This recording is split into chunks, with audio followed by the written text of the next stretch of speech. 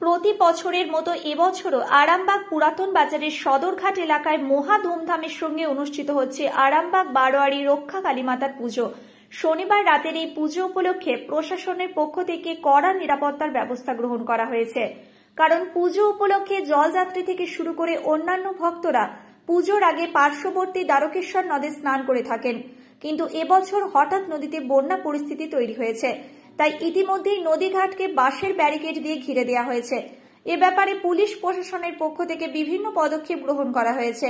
বিপর্যয় মোকাবিলায় তৈরি রাখা হয়েছে প্রাকৃতিক বিপর্যয় মোকাবিলা দল NDRF কে। ইতিমধ্যেই তারা নদী তীরবর্তী এলাকায় টহল দিচ্ছে।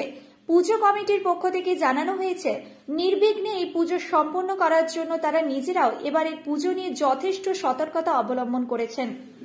আমরা বারোয়ারির তরফ থেকে আমরা NDRF কে সংবাদ দেওয়া হয়েছে, ওনাদের টিম এসেছে।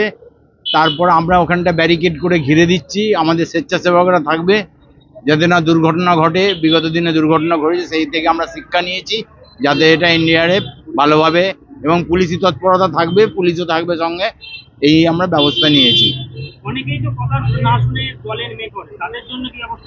তার জন্য পুলিশ থাকবে, পুলিশ একদম পুরোটাই ঘিরে থাকবে এবং ব্যারিকেড, বাঁশের ব্যারিকেড করা থাকবে ঘাটের মধ্যে যাতে ওই গোলে না নামতে পারে। এবং NDRF ওখানে নৌকা নিয়ে স্পিড বোট নিয়ে গোটাটাই টহল দেবে, এরকম আমরা ঠিক করেছি। এবং পর্যাপ্ত লাইট দেওয়া আছে ওখানে, মাইকিং প্রচার চলছে যাতে কি জলে কেউ না নামে, সেইভাবে আমরা জনসাধারণকে সচেতন করছি। আমাদের প্রায় আপনি ধরুন প্রায় 200 থেকে 300 জলযাত্রী আসে আমরা জল ঢালতে। তারা যায় নদীর ঘাটে চান করে আসতে। আমরা বিকাল 5টা থেকে NDRF এসেছিল, আবার আমরা পাঠিয়েছি। আর NDRF আবার 5টা থেকে এসে পৌঁছে যাবে, তারপর জলযাত্রীকে ছাড়া হবে নদীর ওখানে। ঘট রাত্রি 10টায়, তখন ওইভাবেই জলযাত্রী হয়ে যাওয়ার পর আবার জল ওখানে যাবে, শহর পরিক্রমা করবে, তারপর আমরা ঘট ডোবাবো। ঘট ওইভাবেই হবে, NDRF থাকবে, পুলিশি তৎপরতা থাকবে, থেকে আমরা ঘট ডোবাবো ওখানে। আমার নাম উৎপল বসু, আমি বারোয়ারির ভাইস প্রেসিডেন্ট, আরামবাগ বারোয়ারি পূজা কমিটি। হ্যাঁ, প্রত্যেক বছর তো আমাদের বারোয়ারি কালী পুজোয় জল অনেক নিচুতে থাকে। তো এই বছর আমরা এই প্রোটেকশন নেওয়ার কারণ হচ্ছে জল অনেকটা বেড়ে গেছে এবং আরো জল বাড়বে। তো যাতে কারো কোনো রকম কোনো ক্ষতি না হয়, তার জন্য এই প্রোটেকশন নেওয়া হয়েছে আমাদের বারোয়ারি কমিটির পক্ষ থেকে। যারা জল ঢালতে আসে তারা কি করে স্নান করবে?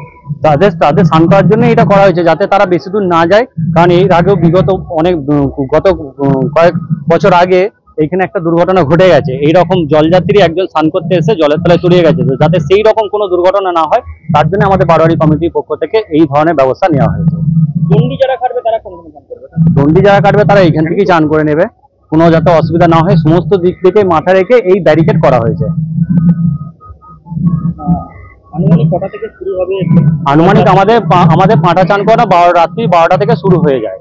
ঠিক আছে, আমরা চেষ্টা করছি যাতে আরো তাড়াতাড়ি সুষ্ঠুভাবে করা যায়, যাতে আরো তাড়াতাড়ি জল বাড়ার আগে যদি আরো করে নেওয়া যায়, তাহলে আরো চেষ্টা করছি যাতে আমাদের দিক থেকে আমরা যত রকম ভাবে চেষ্টা করা যায় করছি। যত তাড়াতাড়ি সম্ভব আমরা এই প্রক্রিয়াটাকে শেষ করার চেষ্টা করছি। এখানে কোন দপ্তর কি দায়িত্বে থাকবে? এখানে আমাদের বারোয়ারি কমিটির লোকই থাকবে। ঠিক আছে, এবং আমরা চেষ্টা করব প্রশাসনও থাকবে কম বেশি, এবং আমাদের NDRF এরও সংস্থা থাকবে। আমার নাম অবিনাশ পাখিরা, আরামবাগ বারোয়ারি কমিটির সদস্য আমি।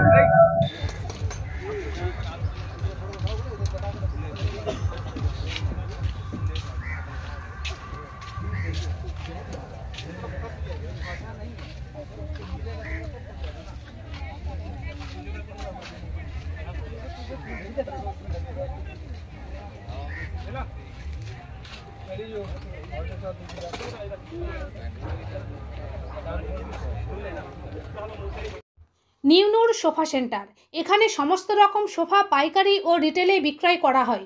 সমস্ত সোফা নিজস্ব কারখানায় তৈরি করা হয়। প্রোপাইটার হানিফ হোসেন খাঁ ও রুহুল হোসেন খাঁ, বড়ডোঙ্গল হাটতলা সিনেমা হলের সন্নিকটে, হুগলি।